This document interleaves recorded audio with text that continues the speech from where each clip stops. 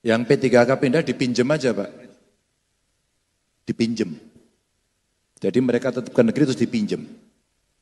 Dan kami punya pengalaman itu Pak. Jadi diprotes, terus kemudian Pak Ganjar ini pindah ke sana, ya udah dipinjem dulu. Tapi kami minta sekolahnya juga mesti menyiapkan. Ini dilema Pak. Satu dilema menghargai setiap warga negara untuk mendapatkan pekerjaan.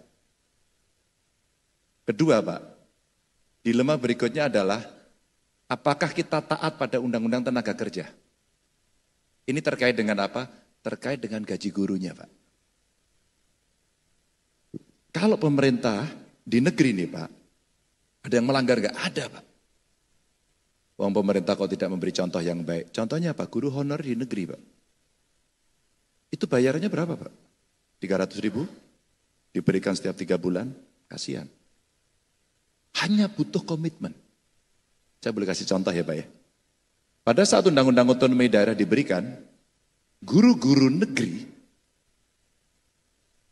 dia pindah ke kewenangannya dari kabupaten kota ke Pemprov, kami menangani, saya tanya, gajimu berapa? 300.000 Pak, ini honorer Bu. Dibayarkan per 3 bulan sekali. Loh, masa pemerintah tidak bisa memberikan contoh yang baik? Akhirnya apa yang kita lakukan? Hitung anggarannya, review, perbaiki, berikan hak minimal UMK, minimal Pak.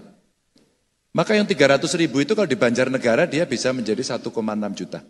Kalau di kota Semarang bisa jadi 2,4 juta. Itu peningkatannya Pak. Tok, jalan Pak.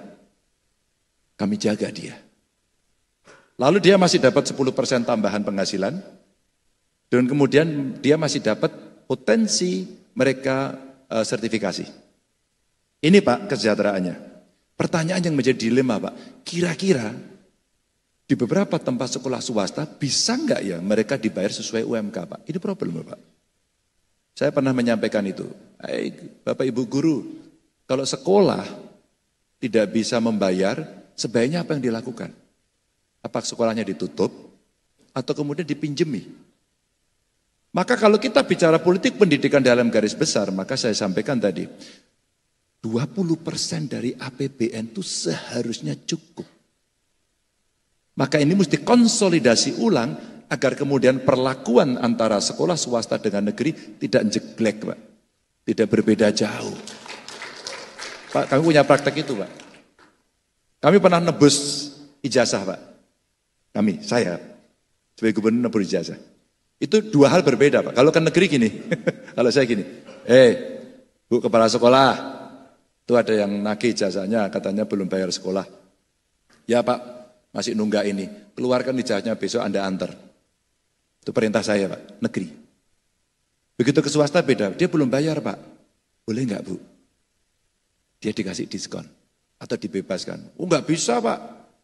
Ini ketentuan kami seperti itu. Sehingga saya tukang nebus ijazah Pak. Ini praktek, ini real, maka kacamatanya harus berimbang.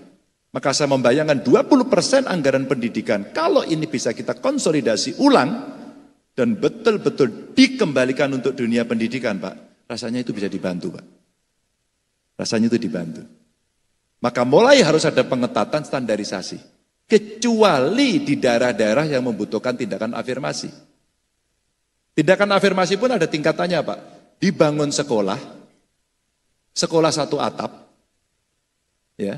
Kemudian sekolah virtual, ini saya buat semua Pak. Saya buat semua. Terus kemudian mengoptimalkan gedung-gedung yang sudah apa? Sekolah sore Pak. Sebenarnya akses-akses ini bisa kita berikan sehingga kalau akses pendidikannya sulit, mereka di remote area mendapatkan fasilitas itu. Ini Pak, soal pendidikan. Jadi Pak itu pindah ke sana. Satu itu hak, yang kedua kalau berat dipinjem aja Pak.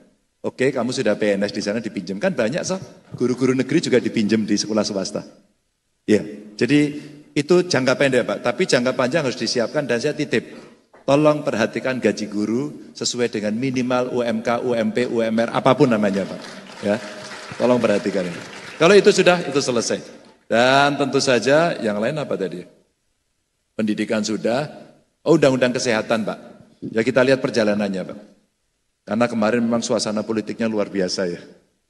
Kesehatan kita ini memang harus ada sebuah tindakan yang lebih luar biasa. Saya sampaikan dalam konteks ekonomi kemarin perlu kawasan industri kesehatan, Pak. Agar kemudian semua peralatan, ya industri kesehatannya tumbuh, farmasinya tumbuh, dan kita menjadi negara yang berdikari dalam urusan kesehatan. Sehingga kalau urusan kesehatan tidak perlu pergi ke negara sebelah, Pak. Karena apa? Kita percaya diri, Pak. Kita bisa, kita mampu, kita bisa kerjakan. Niat baik ketika undang-undang dibuat, harapan kita itu bisa terlaksana, niat baiknya. Tapi kalau tidak, kami akan coba kawal. Dan kami membuka ruang diskusi soal itu.